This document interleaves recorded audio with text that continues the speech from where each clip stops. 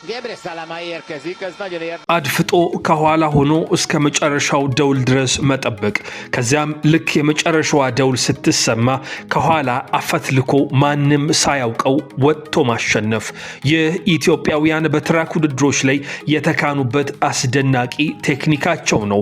በግራንድ ስላም ትራክ ማያሚ መድረክ ያየነው የ3000 ሜትር የሴቶች ፍጻሜ አስደናቂ ትዕይንት ይህንን ታሪክ መልሶ ያስታውሰናል። ሂሩት መሸሻ፣ መዲና ኢሳ፣ ጽጌ ገብረሰላማ ከኬንያዊቷ አግነስ ጀቤት ንጌቲሽ ጋር ለአስጨራሽ ትንቅንቅን ተያይዘውታል። እናም ሂሩት መሸሻ በድንገት ሳትታሰብ ከኋላ አፈትልካ ለመውጣት ስትሞክር ይታያል። የተወደዳችሁ የአትሌቲክስ ወዳጆች ይህ አይረሴው የግራንድ ስላም ትራክ የ3000 ሜትር የማያሚው የሴቶች ፍጻሜ ነው። ይህንን ቪዲዮ ስፖንሰር ያደረገላችሁ ግሬት አፍሪካን ራን 8ኛው መድረክ ነው። በኮላቦሬሽን ከኛ ጋር አብሮ ያለውን ጥልቅ ስቶሪስን ሰብስክራይብ በማድረግ የአስደናቂ ኢትዮጵያውያን ታሪኮችን ይኮምኩሙ። ሰላም የሀገሬ ልጆች፣ ግራንድ አፍሪካን ራን በኦክቶበር 10 ይካሄዳል። ተሰባስበን ጥሩ ጊዜ እንድናሳልፍ ሁላችሁንም እጋብዛችኋለሁ። ልጆች የበለጠ ከባህላቸው ጋር የሚቀራረቡበት፣ ወገኖቻችን የሚሰባሰቡበት መድረክ ነው። በኦክቶበር 10 በአሌክሳንድሪያ ከተማ ተሰባስበን ጥሩ ጊዜ እናሳልፍ፣ አብረን እንሩጥ። ሁላችሁም ተጋብዛችኋል። በታሪካዊው የመጀመሪያው የግራንድ ስላም ትራክ ውድድር ዘመን ሁለተኛ ምዕራፍ ላይ ሲሸጋገር በማያሚ የተደረገው የ3000 ሜትር ውድድር የሁሉንም ልብ ያንጠለጠለ አስደናቂ ፍጻሜን አስመልክቶናል። የአራት ጊዜ የኦሎምፒክ ሻምፒዮን ማይክል ጆንሰን የፈጠረው ይህ የግራንድ ስላም ትራክ ውድድር አስደናቂ የሚባሉ ትዕይንቶች ነበሩት። በፍሎሪዳ በሚገኘው አንሲን ስፖርት ኮምፕሌክስ የተካሄደው ይህ ውድድር አይረሴ ትዕይንቶችን አስመልክቷል። በተለይ የ3000 ሜትር የሴቶቹ ፍጻሜ አንደኛው ነበረ። በዚህ ውድድር ላይ የኢትዮጵያና የኬንያውያን አትሌቶች ፍጥጫ ፊት ለፊት ተስተውሏል። ኢትዮጵያ በርካታ አትሌቶችን ወክላለች። ከነዚህ መካከል ደግሞ ግንባር ቀደም ተሳታፊዋ መዲና ኢሳ ናት። እቺ የ23 ዓመት አትሌት በዓለማችን አሁን ላይ በከፍተኛ የብቃት ደረጃ ላይ ከሚገኙ የርቀቱ አትሌቶች አንዷ ሆና ነው ማያሚ የደረሰችው። የሁለት ጊዜ የዓለም ከ20 ዓመት በታች የ5000 ሜትር ሻምፒዮኗ የ2023 የአፍሪካ ጨዋታዎች የወርቅ ሜዳሊያ ባለቤቷ መዲና ከታችኛው የዕድሜ ክልል አስደናቂ ታላቅነት ወደ ዋና ተወዳዳሪነት ደረጃ በጥራት የተሸጋገረች ናት። የ2026 የውድድር ዘመን እጅግ አስደናቂ ጊዜን አሳልፋበታለች። ጁን በዶሃ ዳይመንድ ሊግ የሴቶች 5000 ሜትር ውድድርን 14:53 በመግባት አሸናፊ የሆነች አትሌት ናት። በኢትዮጵያውያን አትሌቶች ከአንደኛ እስከ አምስተኛ ያለውን ደረጃ ሙሉ በሙሉ እንዲቆጣጠሩ በግንባር ቀደምነት መርታለች። መዲናን በተለየ ሁኔታ አደገኛ የሚያደርጋት ሁለገብ ብቃቷ ነው። በ2025 የ10 ኪሎ ሜትር የጎዳና ሰዓቷ 29:25 አስመዝግባለች። በ5000 ሜትር 14:16 መሮጥ የቻለች ናት። በጎዳና ላይ ሩጫ ያዳበረችው በመጨረሻው ዙር በኃይል የመጨረስ አቅሟ በማንኛውም ርቀት ላይ አስፈሪ ተፎካካሪ አድርጓታል። እናም በግራንድ ስላም ትራክ ማያሚ ይህንን ብቃቷን ለመድገም ተሰልፋለች። ጽጌ ገብረሰላማ ሌላኛዋ ናት። የ25 ዓመቷ አትሌት በአሁኑ ወቅት በዓለም አቀፍ የጎዳና ውድድሮች ላይ አስደናቂ ብቃትን ተላብሳለች። አራተኛ ደረጃ ላይ ተቀምጣለች። በጎዳና ስኬቶቿ የ2026 አቅሟ እጅግ አስደናቂ ነው።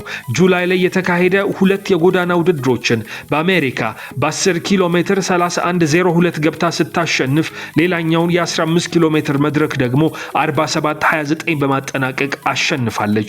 የቦታውንም ክብረ ወሰን ማሻሻል የቻለች ናት። ሁለቱንም ውድድር ላይ መልክናት ውዱን ከኋላ አስከትላ ነበር የገባችው። ጽጌ የሁለት ጊዜ የኦሎምፒክ ተሳታፊ ናት። የዓለም አገር አቋራጭ ውድድርንም በብር ሜዳሊያ አጠናቃለች። በትራክ ላይ ያላት አስደናቂ ብቃቷም የሚረሳ አይደለም። በ2024 የፕሪፎንቴን ክላሲክ የ5000 ሜትር ውድድርን 14:18 አሸንፋለች። በተለያዩ የውድድር አይነቶች ከጎዳና እስከ ሳርና ጭቃ እንዲሁ ደግሞ እስከ ትራክ ውድድር ሁለገብነቷን ያስመሰከረች የርቀቱ አትሌት ናት። እናም ለማያሚ አሸናፊ ተደርጋ ታጭታለች። ሂሩት መሸሻ ሌላኛዋ ናት። የ25 ዓመቷ ኢትዮጵያዊት በ3000 ሜትር ውድድር ትካፈላለች። ፈጣን የመካከለኛ ርቀት አትሌት ናት። በ2022 የቤት ውስጥ ዓለም ሻምፒዮና በ1500 ሜትር የነሐስ ሜዳሊያን የወሰደች ናት። የ2019 የመላ አፍሪካ ጨዋታዎች የ800 ሜትር ሻምፒዮን ናት። በመጨረሻው 400 ሜትር ተፎካካሪዎችን ማስደንገጥና እንደ ንፋስ እየበረሩ መውጣትን ሪከርድን ተክናበታለች። የግል ምርጥ ሰዓቷ ይህንን ይናገራል። በ800 ሜትር 1 ደቂቃ 58 አላት። በ1500 ሜትር 3:54 የሮጠች ናት። ደግሞ በ3000 አላት። በ5000 ያስመዘገበችው 14:29 ነው። እነዚህን ሁሉ አትሌቶች ቀድማ አሸናፊ ሆና ለመጨረስ ብትገመት የሚደንቅ ነገር የለውም። በዳይመንድ ሊግ በ3000 ሜትር በ2025 ጥሩ የሚባል ስኬትንም አስመዝግባለች። አይናዲስ መብራቱ ካሉት ተፎካካሪ አትሌቶች ውስጥ እጅግ ወጣት የምትባለዋ ናት። የ21 ዓመቷ አትሌት በ3000 ሜትር የአፍሪካ ከ20 ዓመት በታች ሪከርድ ባለቤት፣ በቤት ውስጥ የ5000 ሜትር የምንጊዜም 11ኛ ፈጣን ሰዓትን የያዘች አትሌት ናት። በ21 ዓመቷ የኢትዮጵያን የርቀቱን ሩጫ ለመቀየር ትውልዱን ወክላ ተነስታለች። የአይናዲስ የቅርብ ጊዜ ውጤቶች በትራክ ላይ ያላትን ብቃት አሁን እያደገ መምጣቱን አስመስክሯል። በ2025 ፕሪፎንቴን ክላሲክ በ5000 ሜትር 16ኛ ሆና ጨርሳ ነበረ። በ2026 በዳይመንድ ሊግ ውድድሮች ላይ ስትሳተፍ ቆይታለች። በርካታ ልምዶችንም እያካበተች ትገኛለች። እነዚህን ኢትዮጵያውያን ለመፎካከር ሁለት ታላላቅ ኬንያውያን ውድድሩ ላይ አሉ። ወደ ማያሚው የመጣችው አግነስ ጄቤት ንጌቲች የ25 ዓመቷ አትሌት አንደኛዋ ናት። እቺ አትሌት በጃንዋሪ 2026 የዓለም ሀገር አቋራጭ ሻምፒዮን ነበረች። በዘንድሮ የውድድር ዘመን በትራክ ላይ አቋሟ አስደናቂ ሆኗል። ጁላይ 11 በ2026 ንጌቲች በሞናኮ ዳይመንድ ሊግ በ3000 ሜትር በበላይነት አሸንፋለች። አስደናቂ የሆነ 8:08.95 መግባት የቻለች ናት። ኢትዮጵያውያኑ አትሌቶች አለሽኝ ባወቅና ሰናይት ጌታቸውን ቀድማ ውድድሩን ጨርሳለች። ይህ ግልጽ መልእክትን አስተላልፏል። እንጌቲች ኢትዮጵያውያን ባሉበት እኔ አልሸነፍም የምትል ይመስላል። የእንጌቲች የውድድር ታሪክ ቀደም ሲል ትልልቅ የዓለም ክብረ ወሰኖችንም የተካነችበት ነው። በ10 ኪሎ ሜትር የጎዳና ላይ ሩጫ የዓለም ክብረ ወሰንን ይዛለች። በታሪክ ሁለተኛው ፈጣን የግማሽ ማራቶን ሰዓት አላት። በ5 ኪሎ ሜትር የዓለም ክብረ ወሰን ባለቤት ናት። በ2026 የሲክርዋ ክላሲክንም አሸንፋለች። ፍጥነት፣ ጽናትና ሻምፒዮንነትን ተለማምደዋለች። በማያሚስ ምን ታስመዘግባለች? አብረን እናየዋለን። ጃኔት ቸፔንጌቲች ሌላኛዋ ኬንያዊት በውድድሩ ተሰልፋለች። በግማሽ ማራቶን 1:05.15 አላት። በ10000 ሜትር 30 ደቂቃ ከ04 መግባት የቻለች ናት።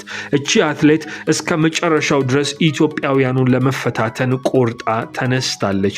በግራንድ ስላም ትራክ በ3000 ሜትር የሴቶች ፍጻሜ ኢትዮጵያውያን አትሌቶች ከኬንያውያኑ ጋር አስደናቂ ትንቅንቅ ሲያደርጉ ይታያል። ይህንን ውድድር ማን አሸናፊ ሆኖ ማጠናቀቅ ይችላል? እስከ መጨረሻው ድረስ ስትከታተሉት ማየት ትችላላችሁ። የቪዲዮአችን ስፖንሰር ግራንድ አፍሪካ ረን 8ኛው መድረክ ነው። ኦክቶበር በሚደረገው በዚህ የኢትዮጵያውያን አስደናቂ ፌስቲቫል ላይ ዝርዝሩን ለማየት በዲስክሪፕሽናችን ያለውን መልእክት ይከታተሉ። ሰላም ጤና ይስጥልኝ። ሰላምታዬ በያላችሁበት ይድረሳችሁ ያልኩኝ እንኳን ለ8ኛ ጊዜ ለመካሄደው የግራንድ አፍሪካ ራን በሰላም አደረሳችሁ ላለሁ። እንደምታወቀው የግራንድ አፍሪካ ራን ከዚህ በፊት ለ7ኛ ጊዜ ተደርጓል። አሁን ደግሞ ለ8ኛ ጊዜ ኦክቶበር 10 ላይ በዋሽንግተን ዲሲ እና በቨርጂኒያ አካባቢ ይደረጋል። ከእናንተ ጋር ለመሮጥና ከእናንተ ጋር ጥሩ ጊዜ ለማሳለፍ በጉጉት ላይ ይገኛለሁ። ኦክቶበር 10 በዋሽንግተን ዲሲ እና በአካባቢው እንገናኝ። አመሰግናለሁ። በኮላቦሬሽን ከኛ ጋር አብሮ ያለውን ጥልቅ ስቶሪስን ሰብስክራይብ በማድረግ የአስደናቂ ኢትዮጵያውያን ታሪኮችን ይኮምኩሙ።